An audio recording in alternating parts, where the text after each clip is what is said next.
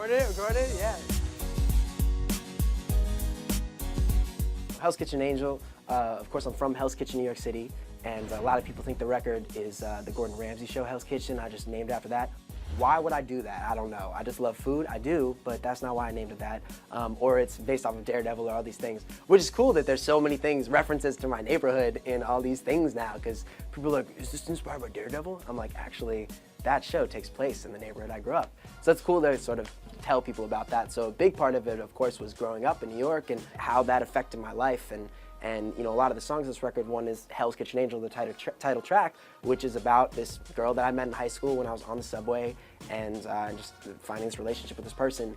But a big thing for me is that, you know, growing up in the city, I had a lot of independence very early on in high school, and then of course I moved out to LA when I was like 18 and I didn't have a driver's license, and it was sort of like flip-flop. I felt like I was in high school from age like 18 to 21, and I felt like I was, you know, an adult from 14 to 18, which was really interesting. And that's really sort of what this record in whole is about. It's every personal experience to me, and it's definitely the most honest work I think I've put out this far, even though there are a few songs that have been on prior EPs.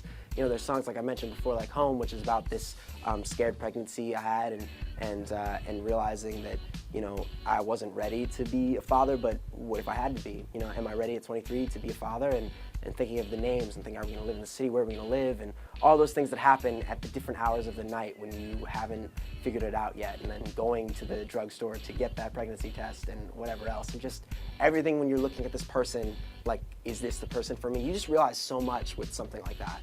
And so I think this record in total has been, you know, all about that honesty, and I hope that hopefully people are inspired to be more honest in their lives too.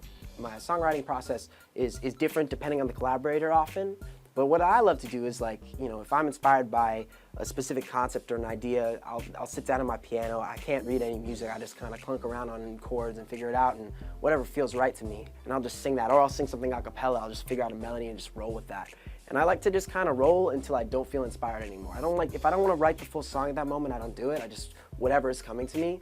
And then I get in the room with a collaborator, and that's when it all comes to life. That's when we take whatever one of these ideas are, and they bring it to life with me. And that's what I love to do, because it's so awesome to see what different collaborators bring out of you. I love coming from a place, though, most often, of an experience in my life that we can build off of, because I think that always, you know, brings the most depth lyrically and brings you into the story. So that's where I like to start. I always like it to be like, well, I had this scared pregnancy. Let's write about it. How can we make this into a song?